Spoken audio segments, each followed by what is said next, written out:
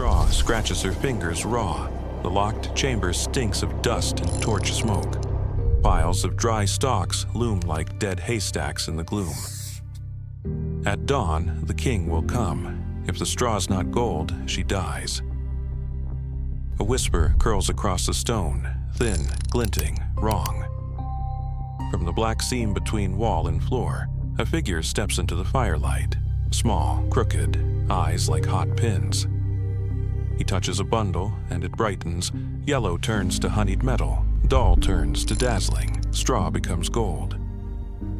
His price is not coin, not jewels, not even the crown she might one day wear. His price is her firstborn child. This is the true shape of Rumpelstiltskin, not a bedtime riddle, but a bargain sharpened like a knife.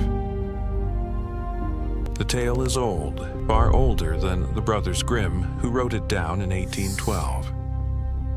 In England, they told it as Tom Tit-Tot. In Scotland, Whuppity Stoorie.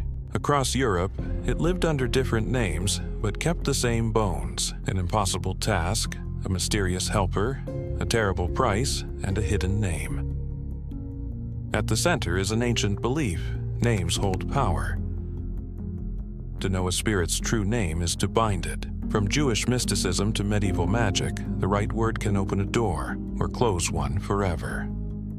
Some say Rumpelstiltskin is a memory of kobolds, the tricky house spirits of German folklore, helpful until crossed.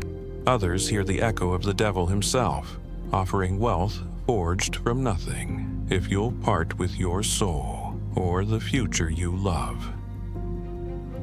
The story begins with a boast, the miller's tongue moving faster than his wits. To impress a king, he claims his daughter can spin straw into gold. The king's eyes do not soften, they harden. He orders the girl to a chamber piled with straw and promises two things: riches if she succeeds, and death if she fails. The lock drops into place. Dust glitters in torchlight. A spinning wheel waits with a mouth like a hungry grin. Midnight. The room is a throat. The door, a clenched jaw. The creature arrives with a sound like a cricket caught in a cup. He wants a trinket, a necklace, in exchange for gold. The wheel turns. The thread sings. Straw melts to shine. Piles of gold rise like sunrise in a locked room. At dawn, the king smiles, not with joy but hunger. He wants more.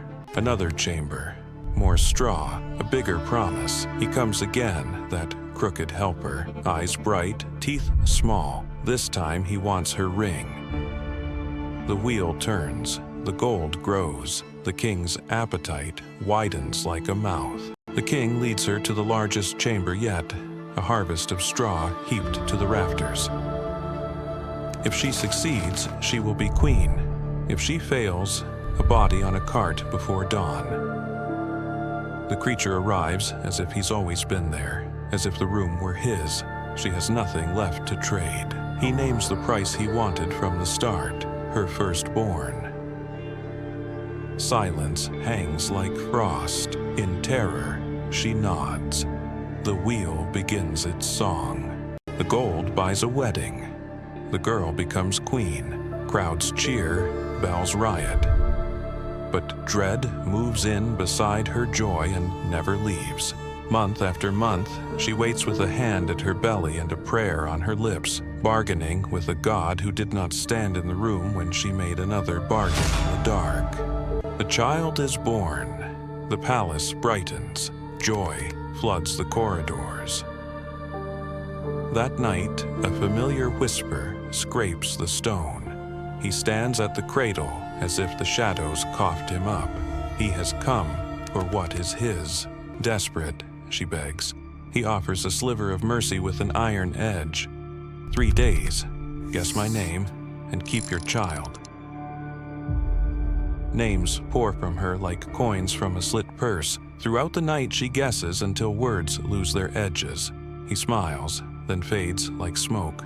On the second night, a messenger rides the dark until the trees thin. He hears laughter, high, shrill, sharp, cutting as ice, wrong. A fire crackles in a ring of stunted oaks. Around it, the creature dances, stamping, clapping, teasing the flames with a stick. He sings his own secret like a child who cannot bear to keep a treasure hidden. Tonight I bake, tomorrow brew. The next I'll take the queen's child too. No one knows my little game. Rumpelstiltskin is my name. When the creature comes, she greets him with a smile, thin as a blade. Names spill again. Wrong, wrong, wrong, until she says the one that fits his bones like a lock. Rumpelstiltskin. For a heartbeat, he is a statue of shock. Then his face buckles. Rage crawls through him like fire through dry straw.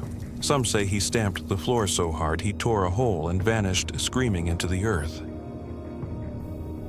Others swear he tore himself in two, fury splitting him like rotten wood. Either way, the floor is clean by morning. The cradle is not. Why did this tale spread like fire across countries and centuries? Because it speaks to old terrors we still recognize. The fear of debts you cannot pay. The fear of bargains made under pressure. The fear of losing a child to forces you cannot name. And the fierce hope that a name, the right word at the right moment, can still break a curse. When the brothers Grimm set it to ink, they softened the corners. Later, retellings made the creature comic, but underneath the sugar is the same iron. A locked room, a girl with nothing, a king who will not say no, and a stranger whose help is a hook. Rumpelstiltskin isn't a nursery rhyme, it's a warning. Be careful what you promise when the door is locked. Be careful who answers when you whisper for help. Next, a saint who carried his own severed head through Paris, and a city that learned to live with the impossible. Subscribe and turn on notifications so you don't miss it.